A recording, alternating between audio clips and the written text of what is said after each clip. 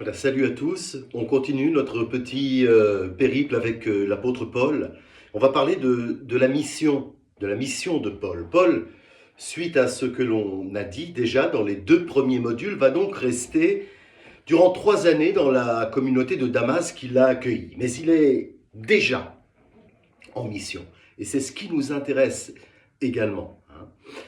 Euh, Ainsi, il vient notamment dans le monde arabe, où il prêche le désert tout proche. Un petit clin d'œil à Jean le Baptiste, forcément. Mais l'on sent bien qu'il ne fait pas l'unanimité. Alors, le monde chrétien, il faut le dire, de l'époque, reflète celui qui est le nôtre aujourd'hui, en ce sens où les divisions commencent à se manifester progressivement, bien évidemment. Neutre, d'une certaine manière, seul le message que Paul a reçu et qu'il lui faut transmettre semble compter à ce moment précis. Il quittera Damas dans un panier descendu le long de la muraille. C'est vous dire à quel point il ne fait pas l'unanimité, on est OK. On reconnaît bien là Paul l'effronté, le radical qui va jusqu'au bout d'où il se doit d'aller, d'où il a envie d'aller. Il est obstiné, il est têtu. Certains pourraient déjà penser qu'il n'en fait qu'à sa tête, mais Paul est un obstiné. Et son obstination première dans ce moment-là, comme toujours, sera de transmettre ce qu'il a reçu. Alors, après Jérusalem, il retournera dans sa province natale et il passera le plus naturellement du monde par Antioche pour la rejoindre. Antioche, qui est donc la 3e ville de l'Empire romain, après Rome, et la ville d'Alexandrie en Égypte. Il réside une communauté ici à Antioche de chrétiens qui vivent selon l'enseignement de Jésus. La communauté, si elle existe, elle a besoin de repères, dirons-nous, et de souligner les convictions, qui sont les siennes. Elle semble dirigée par un apôtre qui se prénomme Barnabé et qui est originaire de Chypre et qu'il avait déjà rencontré lors de son passage à Jérusalem, où il avait rencontré notamment l'apôtre Pierre. Une question historique demeure. Est-ce que Paul et Barnabé, vous savez qu'ils ont fait quand même équipe ensemble, ont fait la route ensemble pour rejoindre Antioche? Voilà, c'est une question à laquelle on n'a pas forcément de réponse. Alors, dans le livre des Actes des Apôtres, il semblerait que non, puisque Paul aurait rejoint Tars par Césarée. Mais le doute historique subsiste quant à cette question-là. Dans tous les cas de figure, Jérusalem ne voit pas d'un bon œil le fait que des disciples de Jésus puissent se manifester, puissent prêcher, et ce, depuis la mort d'Étienne, exécuté sous l'œil témoin et attentif de celui qui s'appelait encore Shaoul de Tars à l'époque. Étienne le premier diacre. Donc là, Paul va se retrouver confronté à son passé d'une certaine manière, et il faudra trouver aussi bien les mots justes pour convaincre le monde chrétien qui commence un peu à s'organiser de sa nouvelle conversion, encore une fois, et de son aptitude à les rejoindre et à prêcher le Christ Jésus. Mais la communauté chrétienne d'Antioche semble forte et elle semble aussi inspirée. Ainsi, après avoir prié et invoqué comme il se doit le Saint-Esprit, cette même communauté va décider d'envoyer en mission Paul et Barnabé afin de pouvoir évangéliser Chypre. Le cousin de Barnabé, un certain Jean, que l'on appelle aussi Marc, sera de la partie. Et donc c'est ensemble qu'ils vont pouvoir rejoindre le port de Séleucie afin de pouvoir embarquer sur l'île qui n'est pas très loin. Et c'est ainsi que va vraiment commencer le travail apostolique et missionnaire de Paul à Chypre. Alors, une aventure qui certes ne sera pas longue. On peut retrouver les traces de quelques prédications, notamment à Salamine, et puis s'en suivront les traversées de l'île d'est en ouest, vers Paphos notamment. Et c'est de Paphos que Paul et Barnabé vont embarquer pour la Pamphylie, se trouvant de nos jours être au sud-ouest de la Turquie, n'est-ce pas? Donc le frère Jean, Marc, va alors les quitter.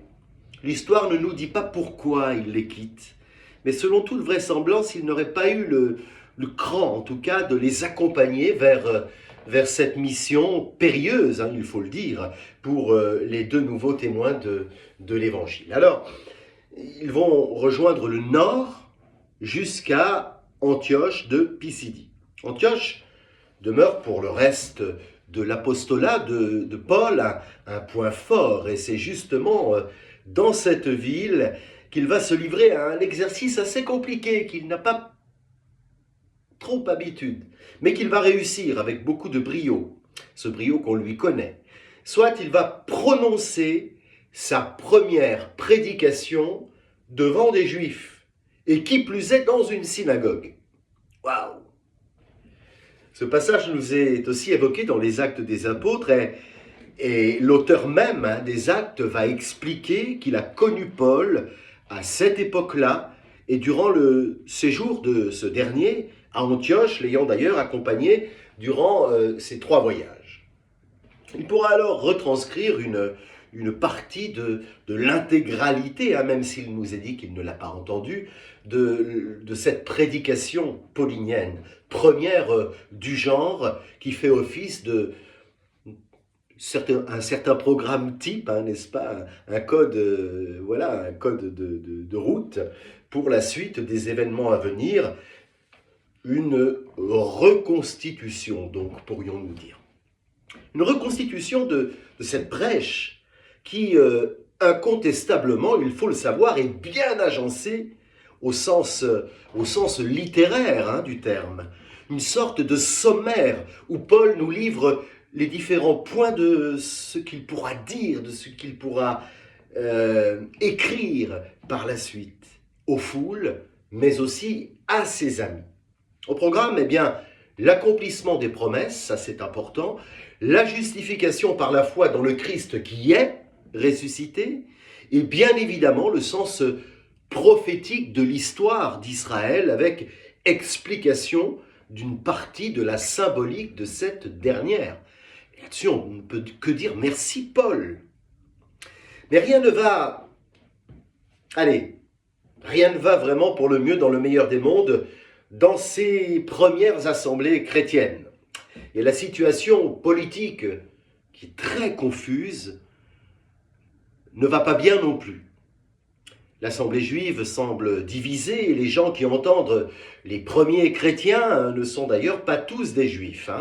En effet, il y a de nombreux païens qui vont prendre part à cet auditoire. Alors la contestation semble prédominer et le désordre va persister, il va signer, si bien que les prédicateurs, ils vont baisser les bras, d'une manière temporaire, mais ils vont baisser les bras pour aller s'égosiller ailleurs. Alors ailleurs, c'est pas très loin, mais ailleurs, et plus précisément aux alentours de la ville d'Iconium, vers l'est du pays. Mais là encore, ils ont du mal à faire l'unanimité. C'est pas simple d'être prophète, et ce, malgré le fait qu'ils aient pu accomplir dans le nom de Jésus le Christ de nombreux miracles, des signes, des prodiges, sans doute quelques guérisons, comme quoi la parole du Christ, au final, elle est lettre morte si elle n'est pas accueillie davantage par l'âme que par le corps. Alors ils se rendent à Lystre. C'est une ville quasi voisine de Iconium. Mais là encore, la confusion règne. C'est pas ça.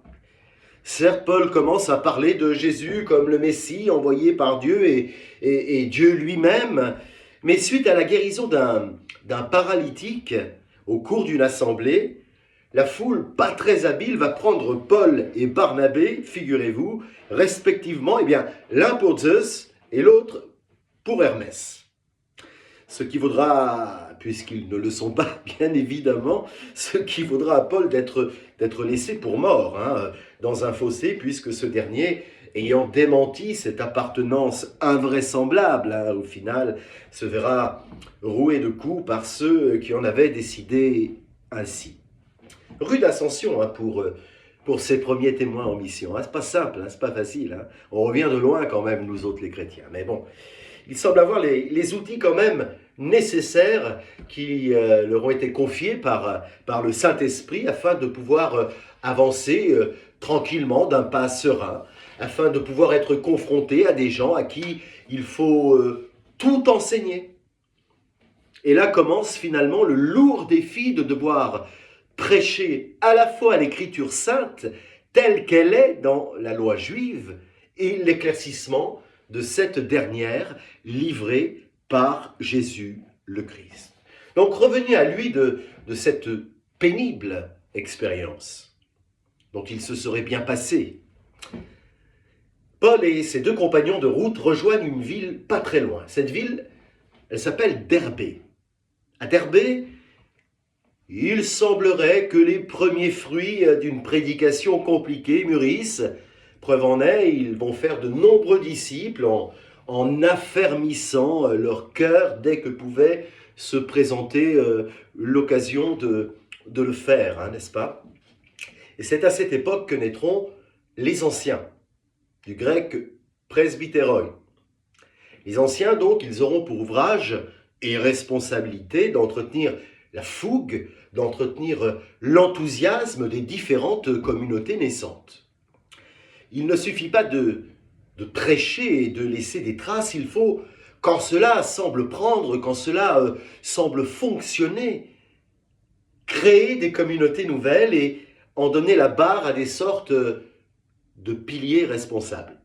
Soit ceux qui auront bien, le mieux assimilé, dirons-nous, la mission reçue et qui seront institués, on ne parle pas encore d'ordonnés, mais institués par les apôtres pour diriger la communauté dans le nom du Christ Jésus. Donc un retour à Antioche imminent, hein, qui va s'en suivre pour Paul, bien évidemment, et pour Barnabé aussi, qui vont partager avec leurs frères chrétiens certaines formes de joie au final, mais aussi les soucis et les difficultés rencontrées dans le périple qui fut le leur. Complications dues à la confusion, hein, dans les différentes populations visitées, et joie d'avoir pu gagner des païens à la fois dans le Christ ressuscité. Voilà donc pour ce troisième module, un peu plus court que les autres. Prochainement, on reverra dans le quatrième module, on parlera encore de la mission, mais on parlera davantage à travers cette mission des différents voyages de Paul, parce que Paul, c'est un voyageur, c'est quelqu'un c'est un prédicateur itinérant, hein, donc on va regarder cela un petit peu avec plus d'attention. Ensuite, on s'arrêtera à nouveau quand même sur l'hymne à l'amour, non pas celui d'Édith Piaf, mais l'hymne à l'amour de Saint Paul, hein, que vous connaissez forcément. Hein, s'il me manque l'amour, je ne suis rien. Voilà. Et puis l'épilogue, on s'arrêtera sur quelques lettres, hein, la lettre aux Galates notamment, et puis l'épilogue, bien évidemment, avec un passage par Jérusalem. Voilà, j'espère que, en tout cas, tout cela vous fait du bien au cœur. Moi, c'est important pour moi de vous parler de Paul, et c'est important parce que je sais qu'il y en a parmi vous qui, parfois, sont un peu irrités quand ils lisent une lecture, que ce soit à la messe ou à la divine liturgie, ou au culte, hein, le dimanche, et qui se disent, enfin quand même, et il dit des trucs qui sont compliqués. Juste pour essayer un petit peu de comprendre que ce n'était pas simple. Ce n'était pas simple d'annoncer le Christ ressuscité à des populations qui ne s'y attendaient pas. Voilà. Merci à vous.